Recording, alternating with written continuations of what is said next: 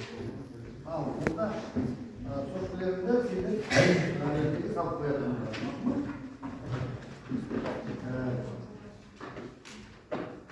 Al, bastayım. Hürmetli suretler, sizlerden Ahmet Yesaviyyat'ına kalkan Kazak Türk Üniversitesi tanıdanlarının için çok anlayacağım. Birinci kursun bir semestrini ayakta, ikinci semestrini başlayasınlar. Bunun yoluna basların kalınların olsun, büyük tavsiyelere ciddi verilir. Şimdi sizlerinin öğretim sabahımız Kazakistan tarihi yapılar. Kazakistan tarihi yani elimizin bazı yukarı okullarında her birisinde yengisi değil. Bunun ülkenin sebebi var. Şimdi bana sürekli geldiğim vaktinde ağayız 10 yıl boyu mektepte Kazakistan tarihini okup şartları okuduğuna da көп дайындадым. Енді бізге не қажеті бар? Мен математикпін, мен медикпін,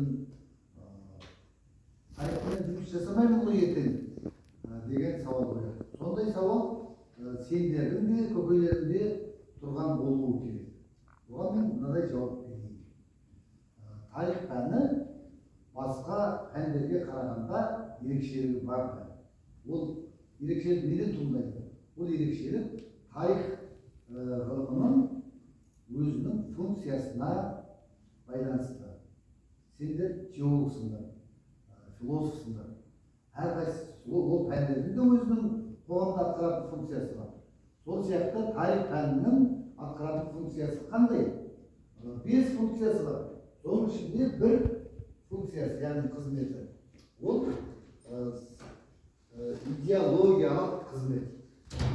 Тарих ғылымының идеологиялық қызметі. Ол не деген? Оның басты себебі, біз тарих ғылымын оқу арқылы өзіміздің отансүйгіштігімізді, еліміздің, жеріміздің көне тарихын бүгінге дейінгі кезеңін білуді мақсат тұтамыз. Осыған байланысты саяси идеологиялық қызметі және тәрбиелік қызметі деген қызметтері бойынша біз тарих пәнін оқитын боламыз. Енді кешегі кеңестік қоғамда дәл осындай пән ретінде кеңес одағы коммунистік партиясының тарихы деген арнайы пән өтілетін. Ол партия тарихы идеологиялық пән болатын. Осыны 2 жыл бойы оқитын боламыз. Ал тәуелсіздіктің қарсаңында партия тарихы алып тасталынды. Енді оның орнын толтыру керек. Немен толтырамыз? Міне қазақстандық патриотизм, қазақстандық идеология.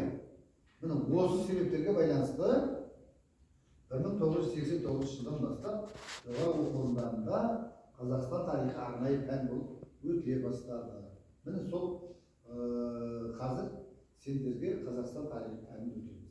Енді біздің Қазақстан тарихы пәні ол жеке мемлекеттің тарихы сияқты болып көрінуі мүмкін. Ойланып қараңдар. Тарихта ешқандай да мемлекеттің болашағы болмаған. Ол оқшауланып, жалғыз өзі дербес өмір сүруі мүмкін емес. Демек, қандай мемлекет болса да, ол әлемдік өркениетпенен бірлесіп барып, солармен тығыз әрекеттестік барысында ғана ол мемлекет өседі, өркендейді, дамиды. Сондықтан Қазақстан тарихы, Қазақстан мемлекеті дәл бүгінгі күйінде аспаннан салбырап түсе қалған мемлекеттік құрылым емес. Демек, біз тәуелсіздігіміздің басталғанына қазір 34-35 жыл болды. Біздің тарихымыз осымен шектелмейді. Ал кеңес одағының құрамындағы болған тарихымызға да 1 ғасырға жуық уақыт болды.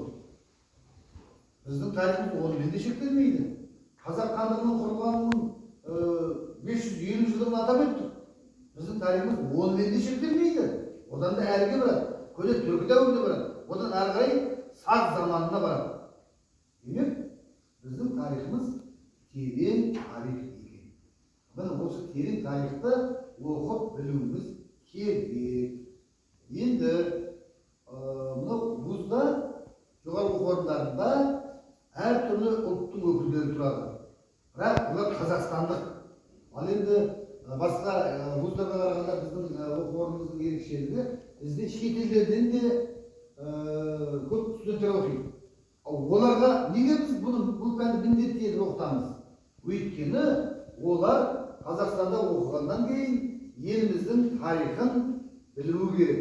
Ертең өз елдеріне барады, маман болып барады. Сол барған жерлерінде біздің Қазақстанның тарихын, мәдениетін, өнері мен ғылымын насихаттауы керек.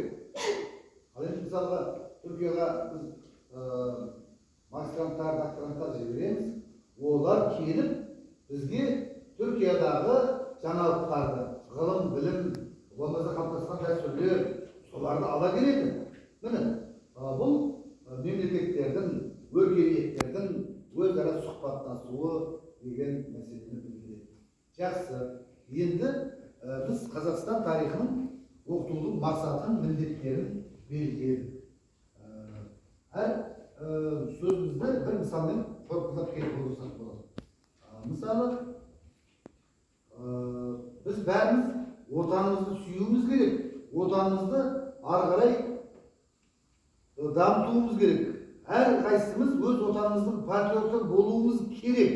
Бұл міндетті нәрсе. Кейде керісінше болып жататын жағдайлар бар.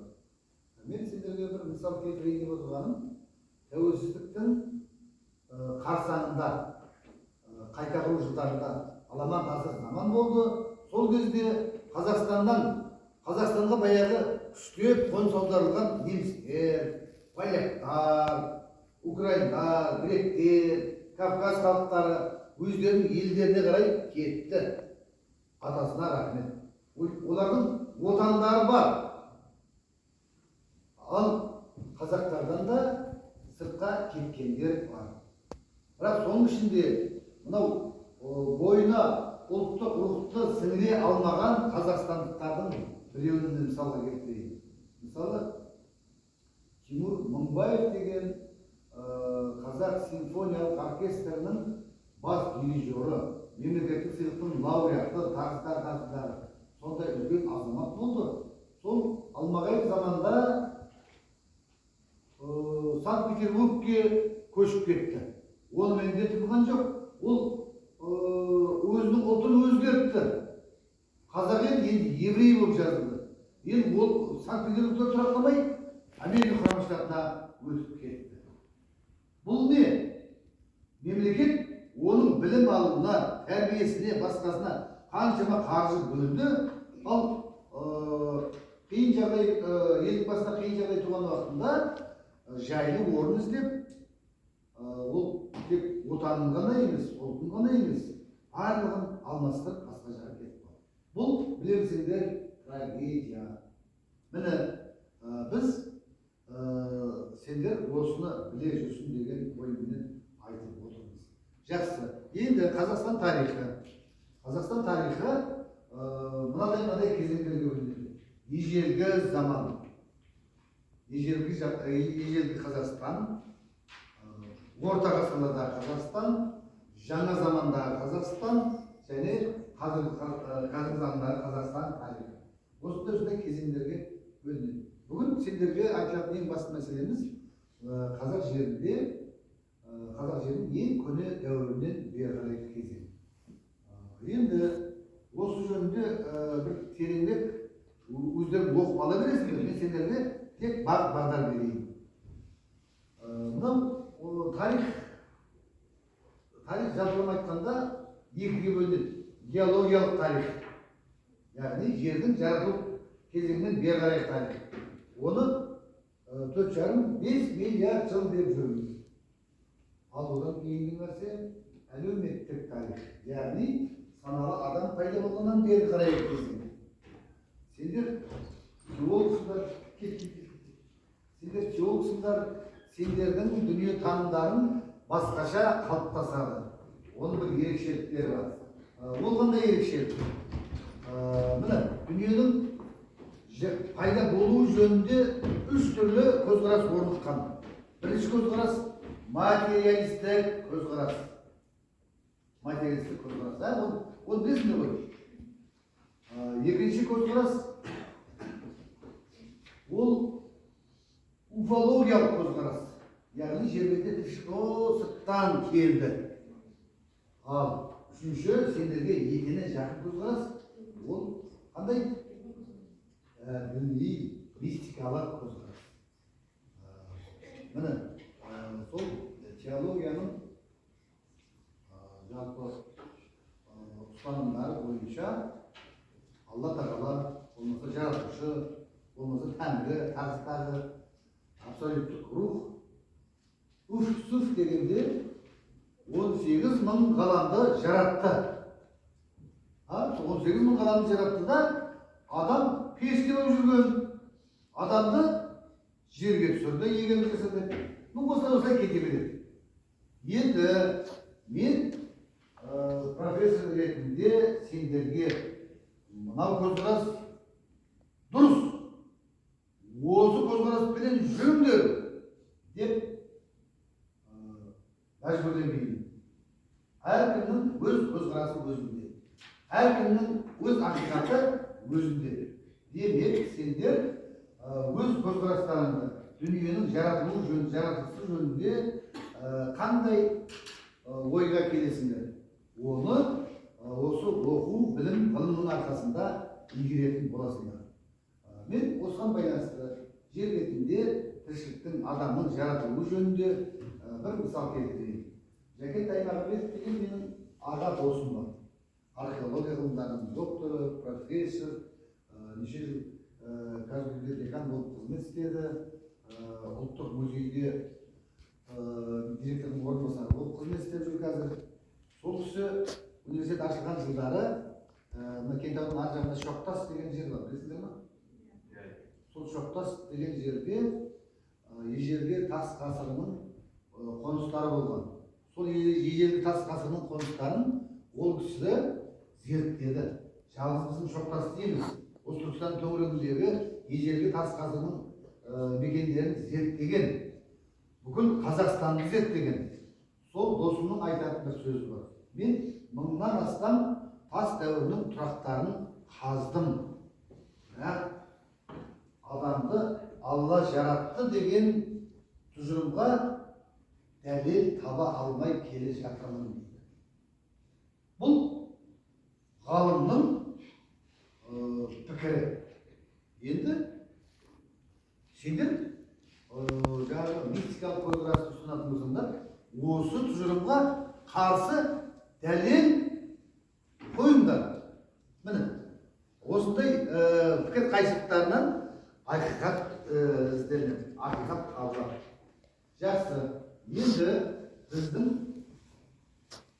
жер бетінде тіршіліктің пайда болуы, жаңағы біз енді материалистік көзқараспенен айтамыз.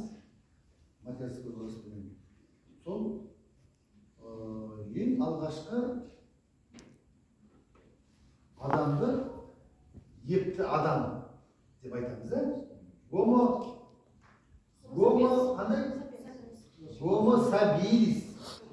Гомо сабилис, епті адам. Епті адам менен саналы адамның айырмашылығы қандай? Маймылдың айырмашылығы қандай? Маймыл мынадай таяқты сонда қару ретінде ұстағанда былай ұстайды. Былай. Саусақты сыртынан ұстайды. Ал епті адам сол үшін епті ғой. Мына таяқты қолында қаруды былайынан ұстайды. Ептілік па? Ептілік. Осыдан бастап бұл адамға епті адам деп баға берілді. Ал епті адамнан кейін ары қарай саналы адам келді. Сапиенс. Осылай кете береді. Бұл адамның маймылдан жаратылғандығы жөнінде Чарльз Дарвин деген аталарың үлкен бір концепция ашты ғой. Оны діндарлар жер табандады, оны сынады, басқа қылды. Сол Чарльз Дарвин өзінің теориясын ашқаннан кейін Европада үлкен танымалдыққа еге болады. Сөйтіп оны ағылшынның королевасы өзіне